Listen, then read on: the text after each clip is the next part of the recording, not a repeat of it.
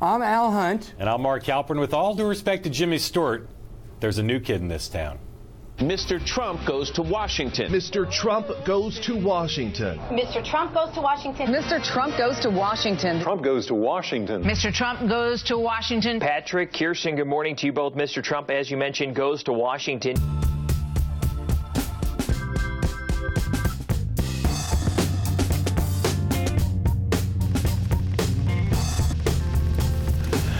Greetings from the Bloomberg Washington Bureau. Just down the road from here, White House hopefuls of both parties are addressing the annual conference of AIPAC, the powerful pro-Israel lobbying group. All three of the Republican candidates are speaking this evening, but Donald Trump's speech will be by far the one that gets the most attention.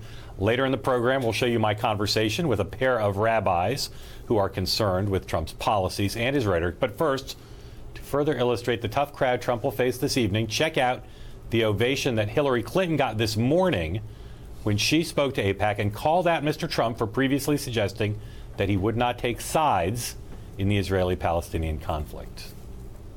Yes, we need steady hands, not a president who says he's neutral on Monday, pro-Israel on Tuesday, and who knows what on Wednesday, because everything's negotiable.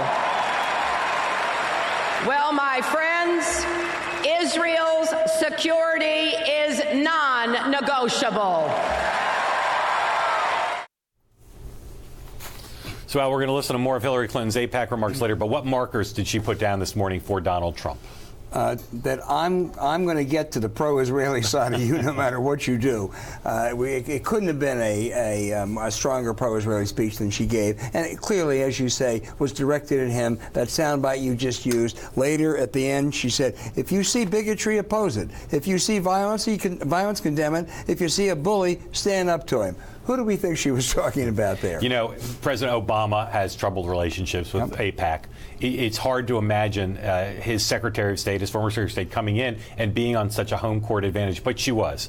And she now has made it very difficult for Donald Trump to come in with a better reception.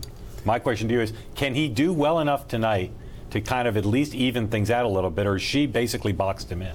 Oh, I think he can't even things out. Maybe he can somewhat diminish his disadvantages.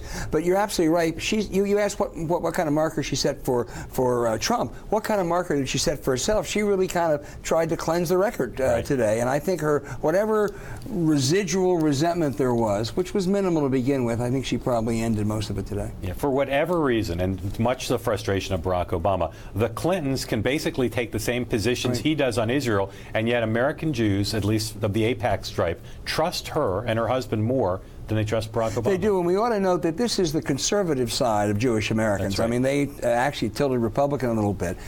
So if this group is strong for her and has problems with him, that really does spell trouble for them. They do tilt Republican, but there are plenty of Democrats in that group. It is a very big crowd, and she was a pro. Besides laying down the markers against Trump, she gave a very well-organized, classical politician to AIPAC speech. A lot of pressure on him tonight. We'll talk more about that in a bit.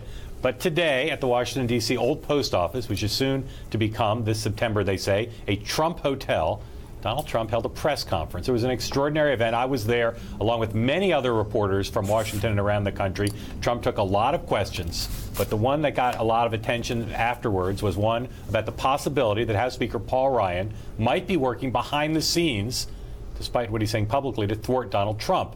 Trump responded by repeating that Republican leaders, especially Speaker Ryan, are reaching out to him left and right. He's having meetings, but he called me last week. He couldn't have been nicer. He was very, just could not have been nicer. I have many millions of people behind me. We want to bring competence back to the country. We want to bring sanity back to this country. And we want to do a lot of great things. And to be honest with you, the Republicans should be embracing. Look, there is something happening with our country that's never happened to the extent it's happened now.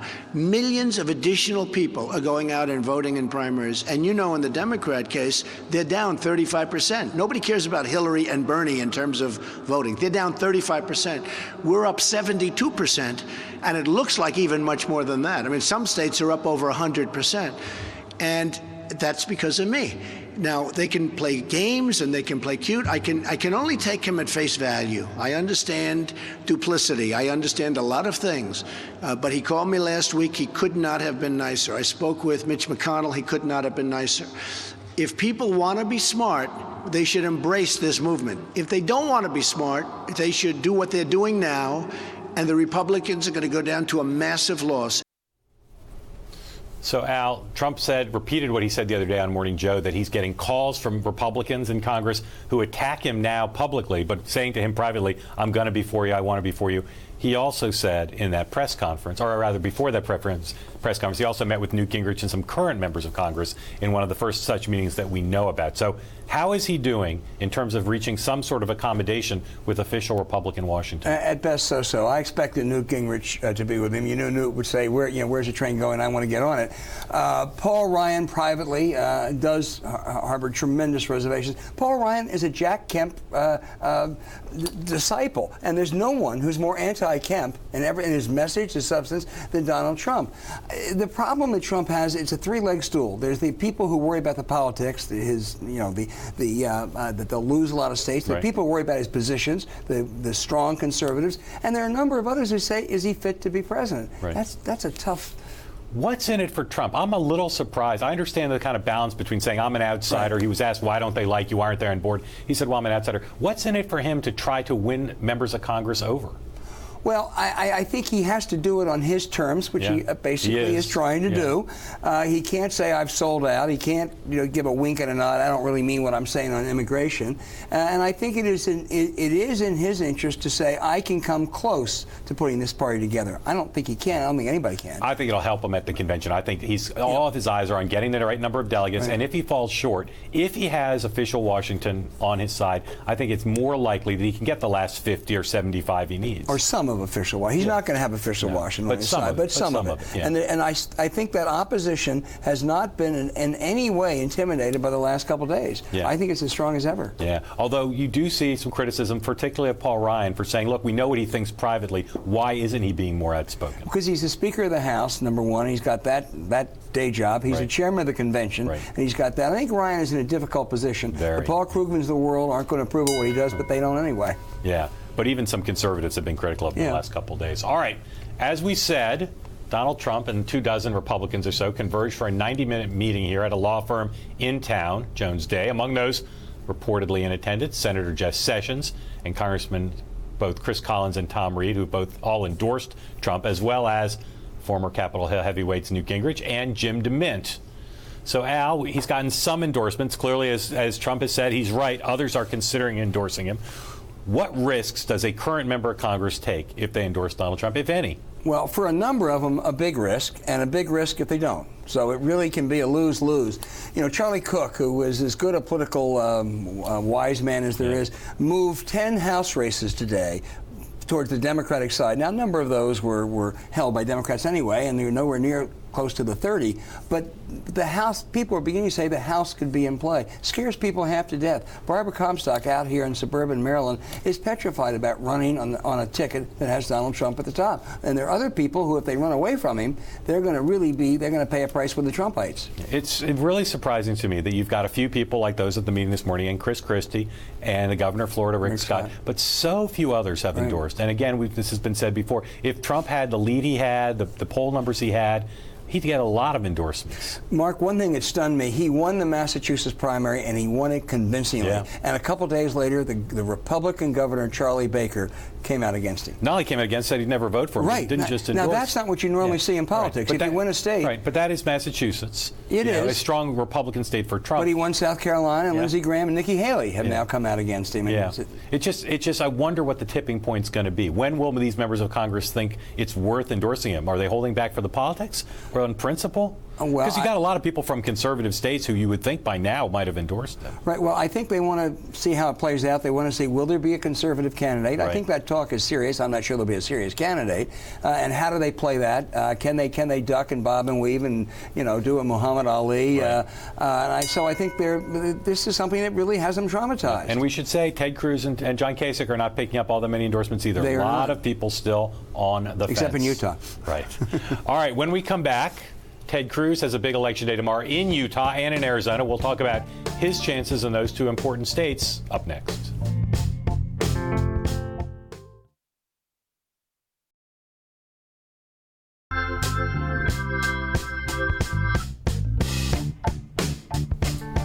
Out in the wild, wild west, two states are holding their presidential contests on the Republican side tomorrow, leading up to the Utah caucuses. A new poll by a firm called Y2 Analytics, which we respect, shows Donald Trump not in first, not in second, but in the unaccustomed place of third in that poll. Ted Cruz, who picked up the endorsement of the governor of Utah, Gary Herbert, today, is tops in that poll above 53%, followed by John Kasich at 29%, and Trump at 11%.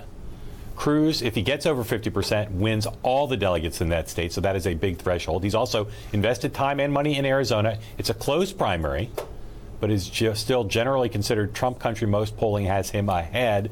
But Al, the Cruz folks clearly think there's at least a possibility of stealing that state away from Trump. How good are his chances of winning both? And if he does, how big a deal is it? Well, it'd be a big deal if he won both, because he's considered to be so far behind in Arizona, and they've been voting for a month. And the Cruz contention, if he comes close, is going to be that those people who voted on primary day voted showing with me. momentum. And if he has that plus Utah, his only problem in Utah, this is where the John Kasich issue does become relevant, because as you said, if you get more than 50%, you take all those 40 delegates. If Kasich ends up with 33 or 34, that could deny Cruz his 50. He'll still win the state, but he'd like to have a sweep. Yeah, and then he'd win a one-winner-take-all to one of Trump's. Trump has not done well in states with high percentage of Mormons.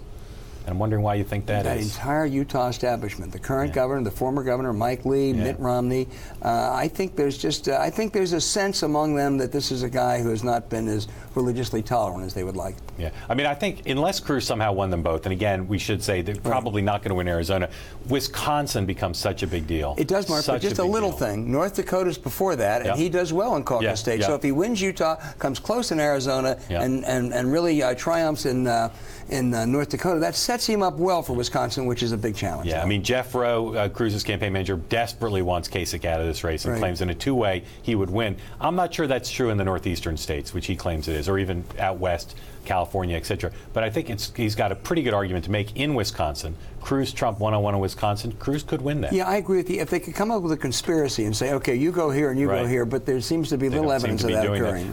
And you see, although Kasich isn't really playing in Arizona, he certainly is playing hard in Utah to pick up delegates. He's got the support of another member of the establishment there, former Governor Mike Leavitt, who very much for Kasich. And I think there's no doubt that if Cruz has a great night tomorrow, it could change the race. A good night puts him in a pretty commanding position vis-a-vis Kasich, not Trump. I agree. Yeah. All right.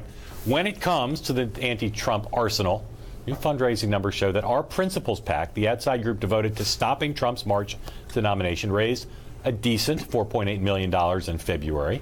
Another group spending big on the anti-Trump efforts, Club for Growth Action, raised $4 million in the same month, more than 4 times as much as they raised in January. So there are other avenues to, of course, you could give to stop Trump, including to groups supporting and the campaigns of Kasich and Cruz. So, Al, although these groups have not slowed Trump down very much so far, if you're a wealthy person and you want to give money to some entity to stop Trump, where's the best place to put your money? Well, they should, instead of that, they should give it to you and me, because nothing's worked so far.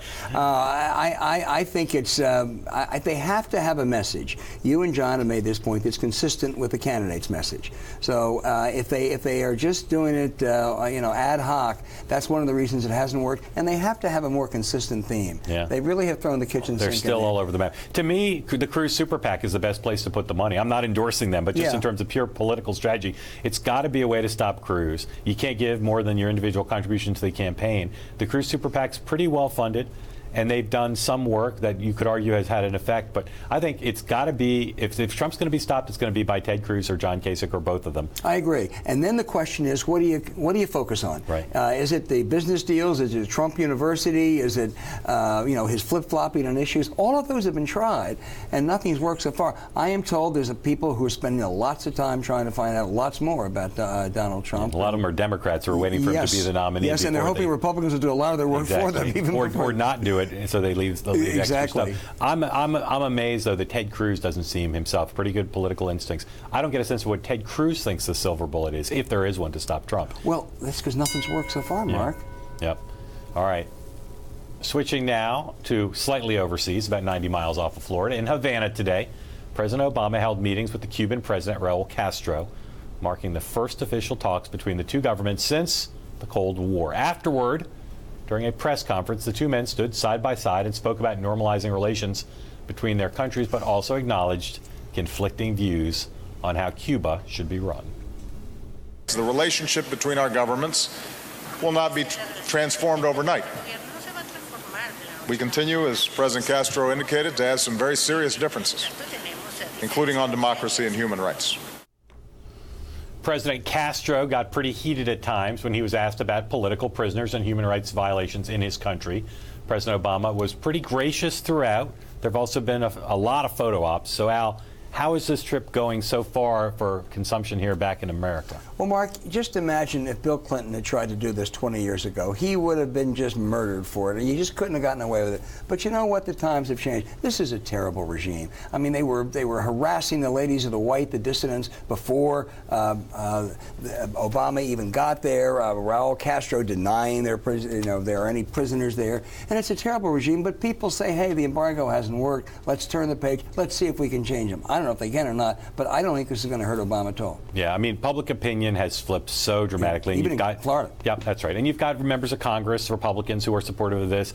Former Commerce Secretary Gutierrez, who opposed changing the policy, is now supportive of changing it. I do think some of the photo ops have been a little bit rough and maybe not sent back the best message. But I think for most Americans, this is just a vestige of the Cold War. And while President Obama will take huge hits in the conservative media, on the internet, etc., this is probably a good trip for him politically, and for the party, the Democratic Party, which wants to be open and forward-looking on this issue, different from the Cold War. And I'm sure he thinks for his legacy. Yep, that's right. All right. When we come back, we're going to listen to more from Hillary Clinton's speech to AIPAC for best lines and jabs after these words from our sponsors.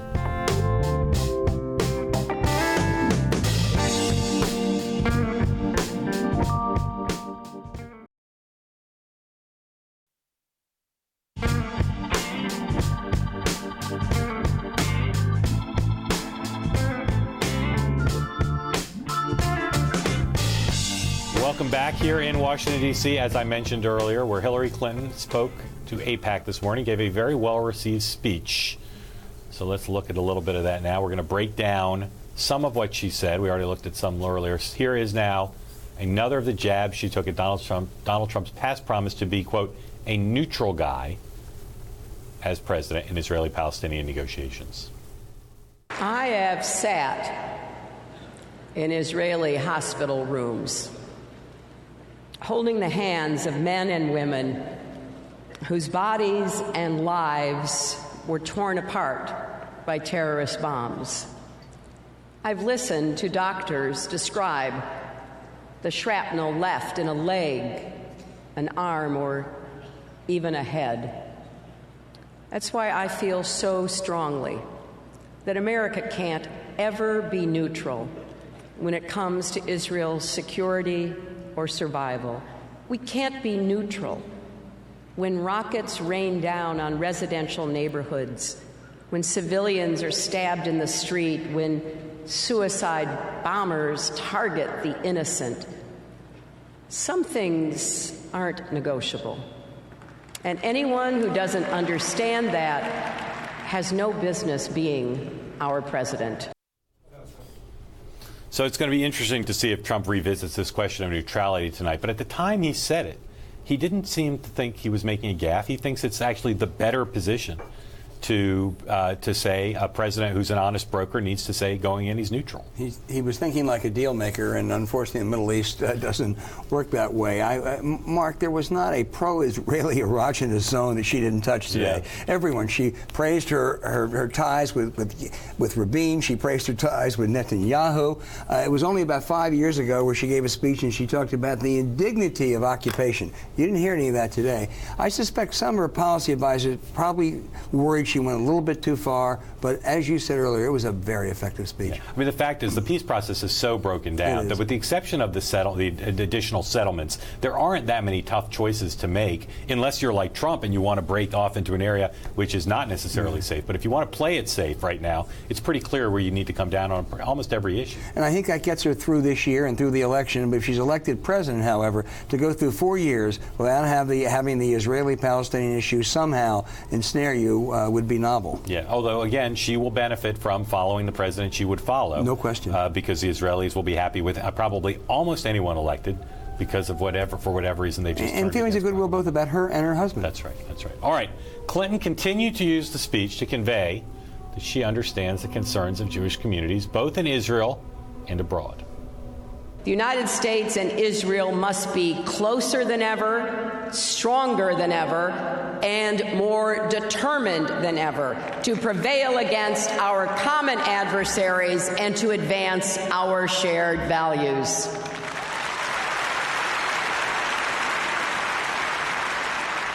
This is especially true at a time when Israel faces brutal terrorist stabbings, shootings, and vehicle attacks at home. Parents worry about letting their children walk down the street. Families live in fear. Just a few weeks ago, a young American veteran and West Point graduate named Taylor Force was murdered by a Palestinian terrorist near the Jaffa port. These attacks must end immediately, and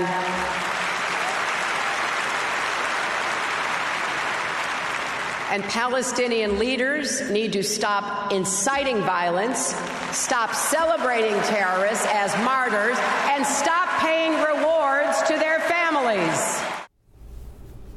What this made me think of in thinking about a possible Trump-Clinton general election is on foreign policy. I mean, she has this mastered, but she could, with a little preparation, master anything. How tough is it going to be? Would it be for Trump? Will it be tonight? And would it be in a general election set of debates to match her on foreign policy? I think it's going to be very difficult. Now, who knows what the world will bring us in the next 6 months, and that can change everything. But notice the way she artfully handled the Iranian issue. She was a supporter of the Iranian nuclear deal, which I suspect a number of people in that room opposed. But she spent most of the time really denouncing the Iranians.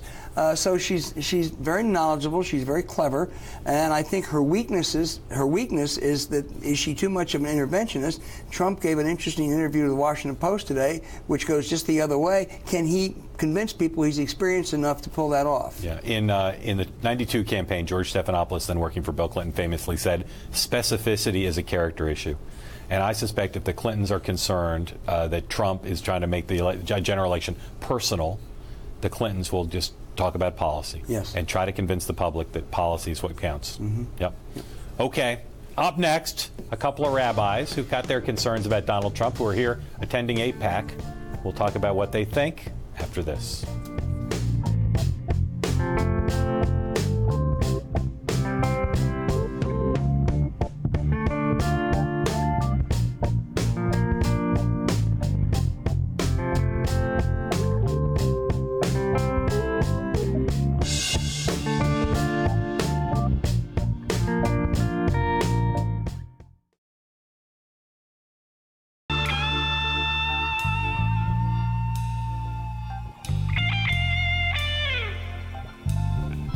As mentioned earlier, candidates today are lining up to woo the attendees at the AIPAC Policy Conference here in Washington, a pro-Israel group of the conservative bent. Now we have in our lineup two people who know the AIPAC audience well. A little bit earlier this afternoon, I spoke with a pair of rabbis, Rabbi Adam Raskin of Potomac, Maryland's congregation Har Shalom, and Rabbi David Volpe from Sinai Temple out in Westwood in Los Angeles. Our conversation took place less than a mile from here at the Historical Society of Washington, D.C. Rabbis, thank you for joining us. My grandmother would be proud. How much has Donald Trump's appearance been the talk of this meeting as opposed to everything else? It's been a huge topic of discussion, not exclusive, but huge because, in part, nobody really knows what the implications are of a Trump candidacy or presidency for the American-Israel relationship. Yeah. Rabbi Raskin. I think the question of his statement about neutrality is about the situation in Israel is something that people are anxious to see some clarification of and to see if he elaborates and, provides some more detail since he's been so much about that neutral term in the debates. Right. So what's your posture towards the notion of people walking out during his speech? Is that appropriate or not? I personally am not in favor of the walkout. I think that the culture of AIPAC is to be hospitable and welcoming and to honor all of the invited guests and certainly presidential candidates. That doesn't mean that we have to applaud and cheer and celebrate, but I think, you know, there's a Jewish value of granting someone the benefit of the doubt, and I think that the AIPAC community is overwhelmingly prepared to give him the benefit of the doubt to see exactly what policies he's going to lay out tonight. I know you agree with that a walkout is not a good idea. Do you have sympathy or understanding for your colleagues who feel a walkout is appropriate? I understand what they intend, but I don't think that the message is going to be what they intend. I think they intend to protest the statements that he's made that are objectionable, but my own feeling is you don't actually make a point that you disagree with someone by inviting them to your home and then turning your back on them. If they didn't show up, that I would have, I think, more sympathy for, or if they had decided not to invite him, I would understand that, but the whole point of AIPAC is to make connections between whoever is in power in the United States and Israel and the different communities. So I have sympathy for the intention, but I don't have very much sympathy for the execution. So there's a great expression that all of us are familiar with, which is it good for the Jews? And it's come to mean figuratively, but in this case, I want to ask you the question, start with you, Rabbi. Is Donald Trump good for the Jews? Well, I think there's a lot that remains to be seen. What are your big questions in terms of his posture, not just towards U.S.-Israeli relations, but the kind of president your congregation would like, you think the American Jewish community would like? Well, based on what he's said so far, I think that there is a lot to be concerned about for thinking, feeling, active Jews, right? The statements about immigrants, about whole ethnic and religious groups, about women, painting people with broad brushes and stereotypical images are things that I think are deep sensitivities to Jews and things that have been turned against Jews in the not too distant past, and also contrary to Jewish values. And so, you know, assuming that he's going to stick to those tropes, you know, then I would say he's not good for the Jews. Yeah. Assuming he can transcend that and offer something more inclusive and more humanitarian, then I suppose there's a chance that he could be better for the Jews. If Donald Trump called you for advice, which I assume he hasn't done, and said, I'm tinkering with my remarks, Rabbi, what are 3 things I absolutely must include in my speech to be a success for this audience? What would the 3 things be?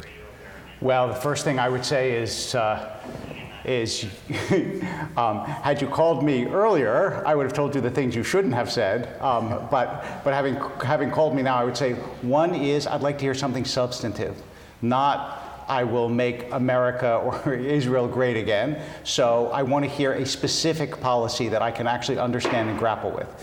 The second is I want to know what it is that you intend to do about Hezbollah, Iran, the threats that surround Israel, other than just saying we will crush them, because again, the rhetoric starts to sound empty and hollow.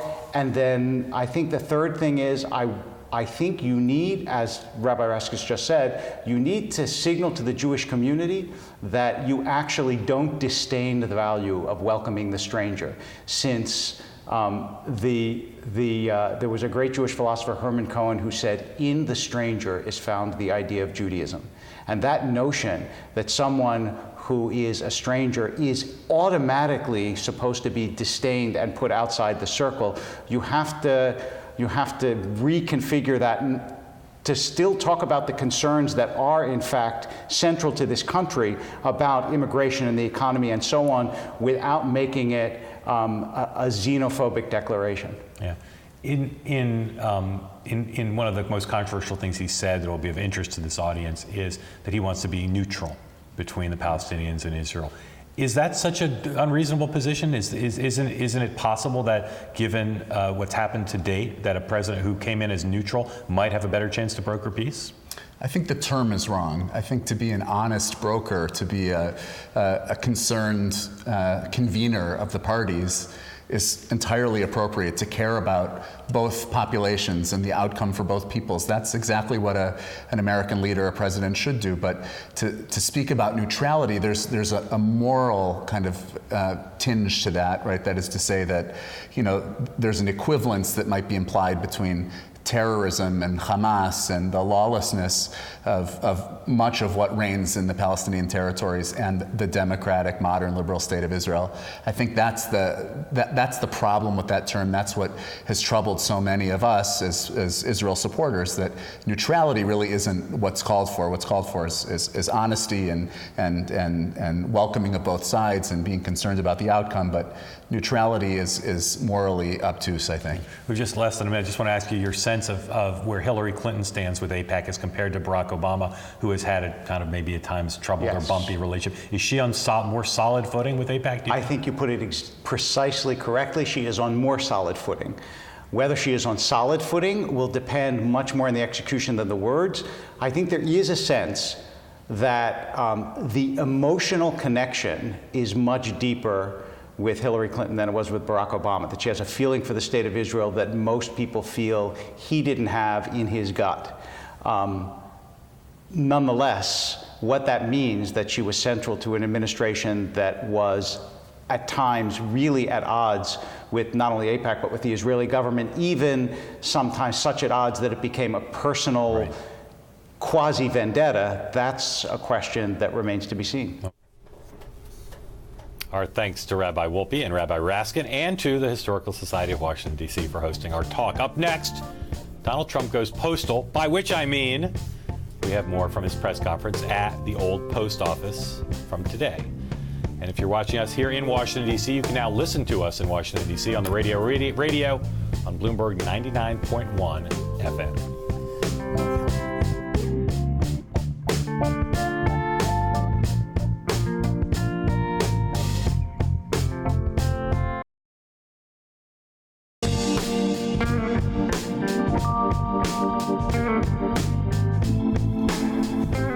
Today, at just about the time President Obama was holding that press conference in Cuba with Raul Castro, Donald Trump gave a press conference of his own here in Washington at the old post office in a building that will be soon a Trump hotel.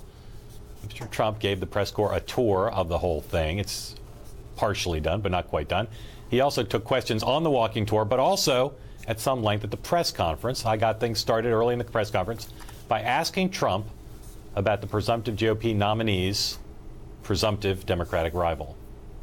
Leave the past aside for a moment and look forward to a possible general election between you and Secretary Clinton.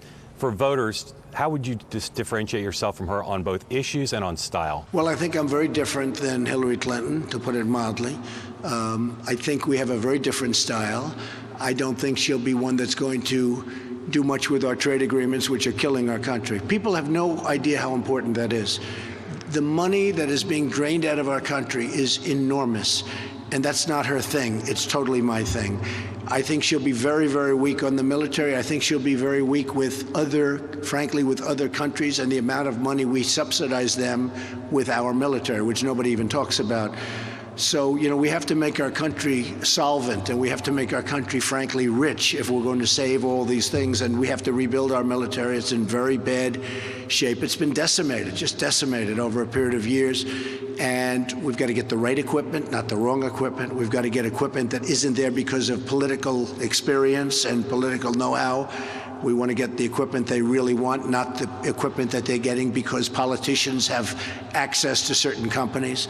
And we're going to rebuild our military, and I think that's going to be a big difference also. She suggested this morning that you're inconsistent when it comes to his policy related to Israel. Well, she doesn't know anything about my policy. I mean, she wouldn't know anything about it.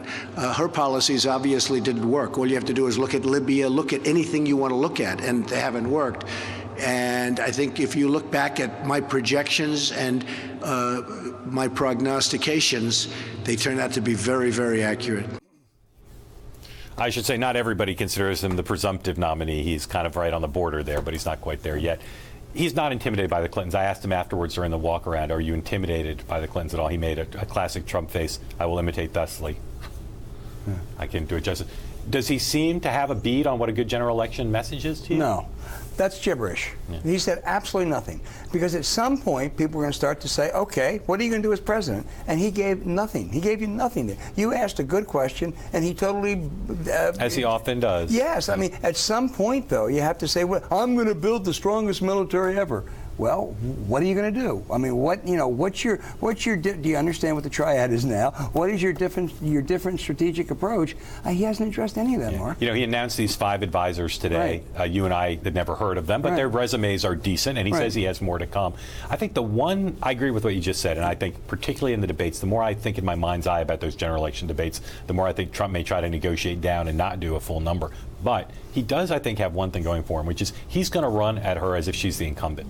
He's going to say, third Obama term, she's the establishment, I'm the outsider. And I think if you've looked at other races, and again, president is different, I think it's possible that if he cast her as an incumbent, he doesn't need to be as specific. He can just argue she's in the status quo. I think anybody else who could be half specific could get away with that, because that is a huge vulnerability. She is the incumbent, and she has other vulnerabilities. I mean, her interventionist policies. I just think it's hard for Donald Trump to do that. Not that someone couldn't do it. Yep. All right, let's look at another piece of sound. He was also asked about the delegates he needs to become the nominee. In response, he argued that he'll have enough delegates to get this thing done.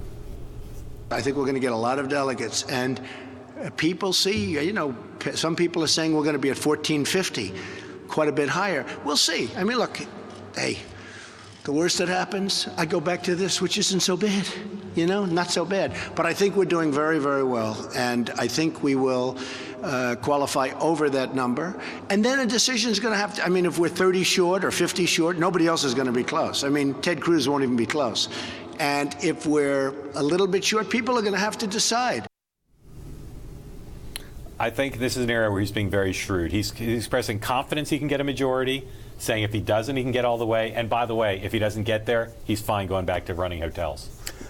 Which I'm not sure I believe, but I think a majority of those delegates would like to deny him the nomination. We don't know who they are yet, but that's just a guess. If he goes in with more than 1,200, I just don't see how you're going to do it. If he goes in 100 or so shy, I think it's going to be very hard for him to get the nomination. Yeah, although it's possible that if they can stop him on the first ballot and you free up a bunch of people, it's possible that then his number starts going down and not up. Absolutely, because those delegates aren't bound, or 70% of them aren't bound on the second ballot. Yeah. And, he was asked about his team that's doing this, and the fact is this is one area where he has hired really experienced people. He's got 2 operatives, Barry Bennett and Ed Brookover, who do understand Republican politics and do know how to count. Well, and let's see what happens at the state conventions when and who these delegates are they pick. That's right. All right, up next, the media and Donald Trump. Something of a love story at times. The New York Times' Jim Rutenberg, new columnist, media columnist for the paper, joins us right after this.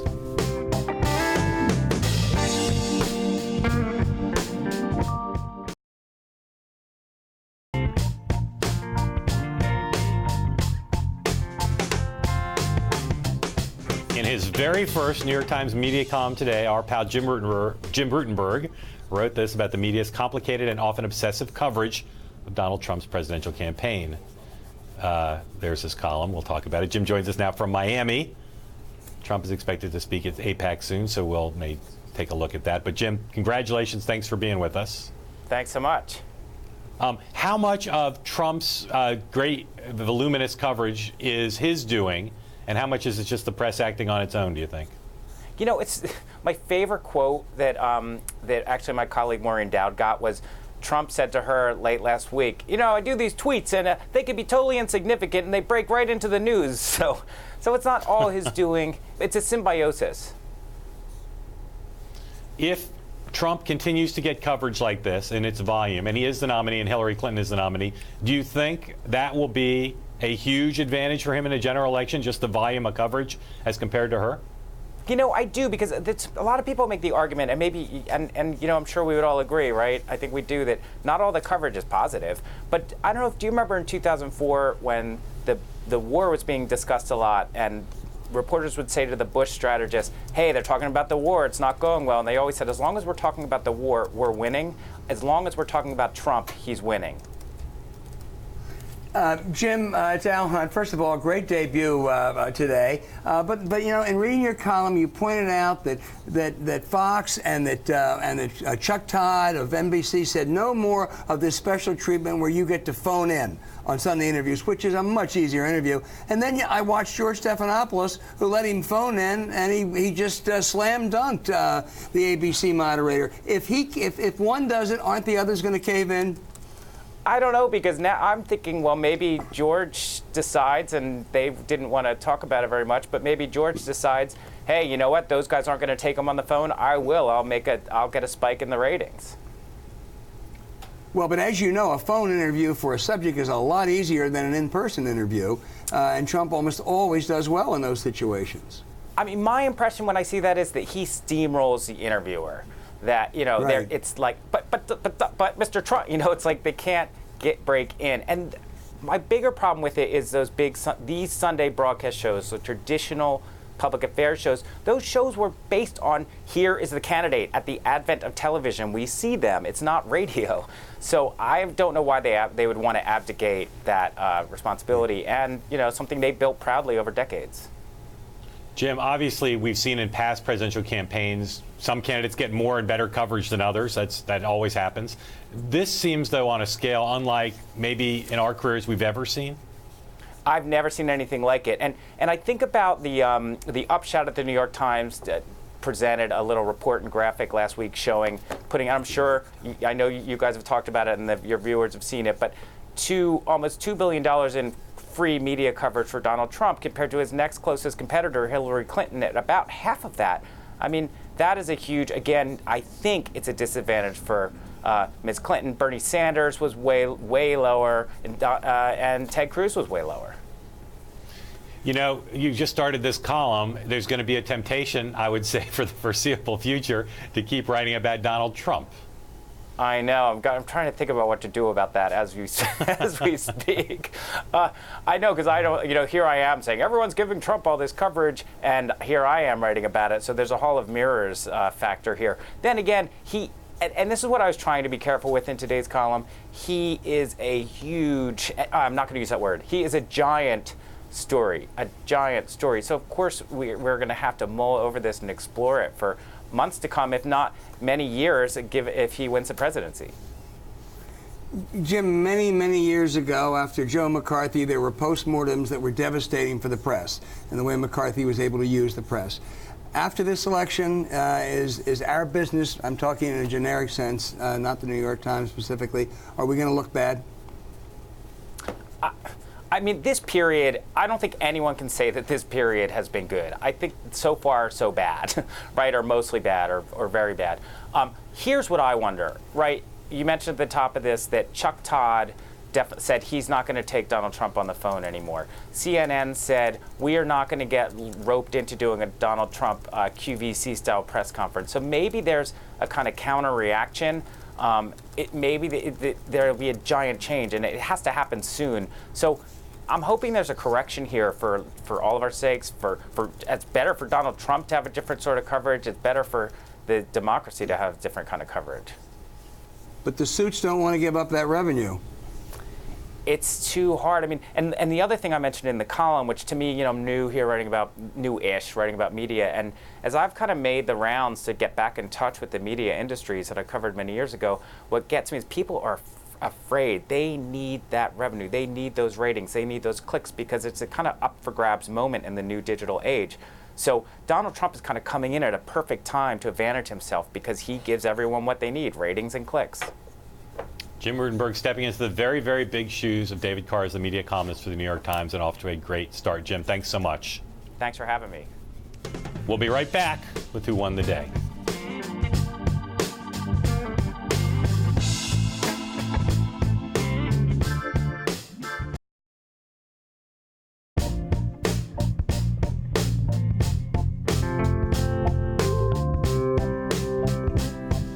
We got a couple AIPAC speeches to go, but so far, who won the day? With the caveat that we haven't heard Mr. Trump yet, Hillary Clinton easily. Yeah, I'd say AIPAC won the day. They proved once again, at a time when a lot of Washington lobbying organizations have diminished in influence, they draw all the presidential candidates but Bernie Sanders, a huge audience, and the candidates take it pretty seriously. Nobody else could do that, I suspect. Nobody else could. All right, check out BloombergPolitics.com for all the latest 2016 updates. And today, you can see our new Spotify streaming tracker, which we update weekly to show you what Republican and Democratic voters are listening to on the music service Spotify. Coming up on Bloomberg West, Emily Chang speaks to Showtime CEO David Nevins, my high school basketball teammate, by the way. Thanks to Al Hunt for joining me here in Washington. John and I will be back tomorrow from parts currently unknown, but we'll see you with more With All Due Respect then. Thanks for watching. See you tomorrow. Thanks, Al. Sayonara.